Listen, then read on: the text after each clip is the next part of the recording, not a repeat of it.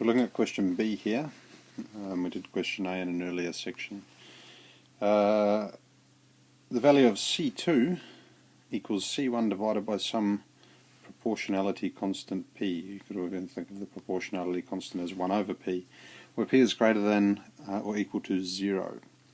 So all this, but here is saying is that C1 and C2 are equal to each other when you divide C1 by a certain number P, which can change. Okay, so with that in mind, we have to show that the final charge on C1 is Q1F equals Q times by P divided by P plus 1. So that's where we're aiming. And also that the final charge on C2 is Q2F, the final 2 being for the subscript relating to capacitor 2, and F for final is Q times 1 over P plus 1. So they're slightly different. One is P over P plus 1, one is 1 over P plus 1. In any case, we need to set ourselves up, and I should say this is to do with this same circuit, exactly the same circuit, and it's talking about the charge distribution. So there's information in here and information from here that will help us. So first thing we need to do is write down all of the formula that we know, which link variables that appear in these two equations. So P clearly appears, so this equation up the top, C2 equals C1 over P, that's really important. That's one key equation. We've also got, remember these two we're aiming, they're our aim, because it's a show question, so we can't start with those and work backwards. We need to start with other things and aim for them. We also know that the total charge Q is equal to Q1F plus Q2F, so the total charge is the sum of the two at any point in time, but this is dealing with the final, particularly since those appear in here. This is what we're after, the final charge on each of them. What else do we know? So it's two equations. That definitely doesn't give us enough to go on just yet. We also know that from Q equals CV, the final voltage, let's see, is that going to, or I'll just have a think about that and get back to you. Okay, so just took a little pause break to have a little think for a few seconds.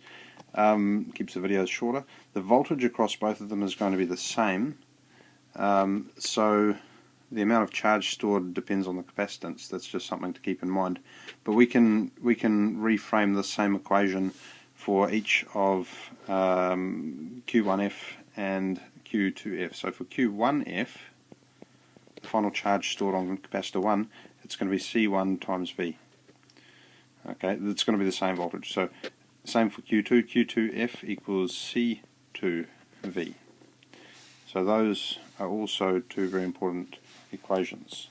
Now I think we've got enough information there to go and to start our working through them.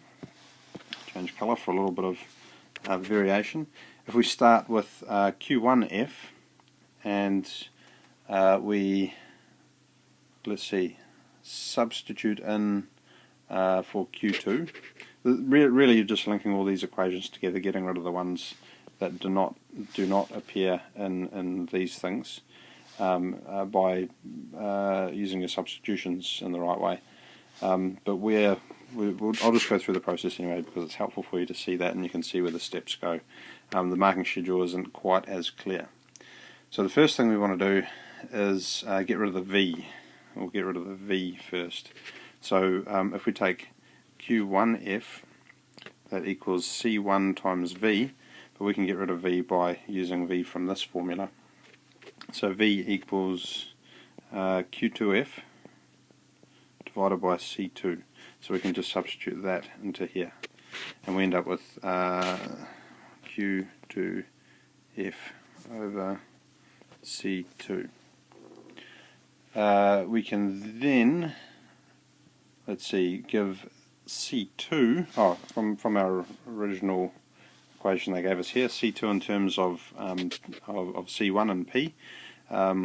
Since C over P equals C2, we can substitute that in and gives us C1 Q2 F divided by C1 over P.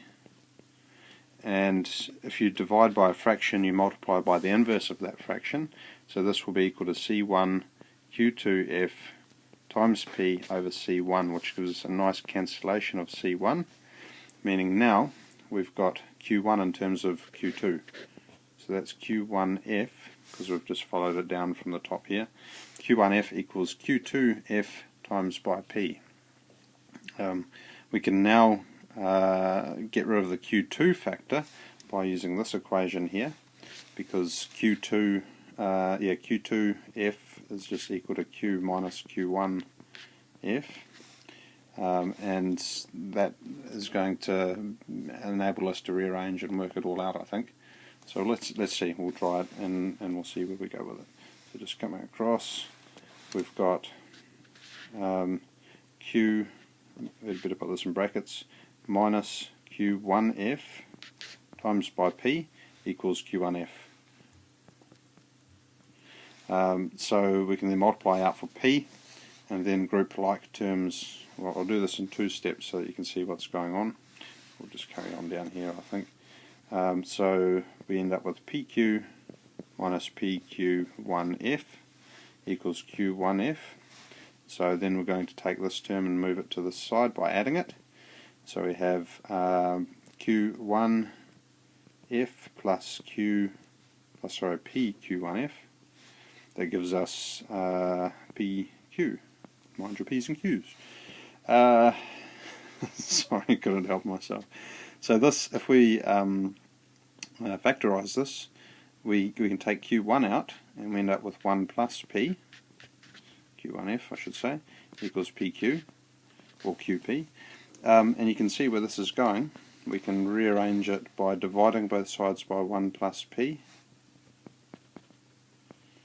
and we end up with Q1F equals, I'm just going to slightly rearrange this, instead of being PQ it's going to be QP, because then I can put it in the form that we were given earlier, over 1 plus P. Okay, so that there is what we were aiming for. If we go all the way back over to here, we can see we've got P over P plus 1. Okay, so we actually follow exactly the same process for Q2F, so we'll do that as well. Q2F equals C2V. So Q2F equals C2V, but in this case we've got, well, we know V equals Q1F. From this equation, V equals Q1F divided by C1. So Q1F now equals C2 times Q. Oh, where have I got myself mixed up? I know, Q1F divided by C1. C1F? Or is it just C1? No, it's C1, because you don't have a final capacitance. Capacitance doesn't change. And remember, from our equation, oh, there we go, it's all small here, C1 equals C2 times P, so we can throw that into here. So C1 equals C2 times P, so we've got C2 Q1F divided by C2 times P, and that allows us to cancel out the C2, and then we can substitute in for Q1F. Oh, this is Q2F, isn't it? We're doing Q2F. That'll make a bit more sense. I had something niggling at my intuition, trying to jump into my conscious mind to tell me about that. But anyway, moving on, because this is getting rather long. Q1F is equal to Q minus Q2F, so we've got Q2F equals Q minus Q1 Q2F, and we want to multiply both sides by P to get rid of the P that was on the bottom there. So that then means we group similar things on the same side, so we're going to add Q2F, so we've got P over PQ2F plus Q2F gives us P plus 1. If we factorise this, we've got Q2 P plus 1 there. It's very hard to equals Q. And then we want to get Q2, this is Q2F. Q2F by itself equals Q, and just to put it in the same form, it's Q divided by P plus 1, but we're going to put it Q times 1 over P plus 1, just to put it in the same form as we had on the other side. So that's what we were aiming for again. Q2F equals Q times 1 over P plus 1. Going back over here and just quickly check, and there we can see it, Q times 1 over P plus 1.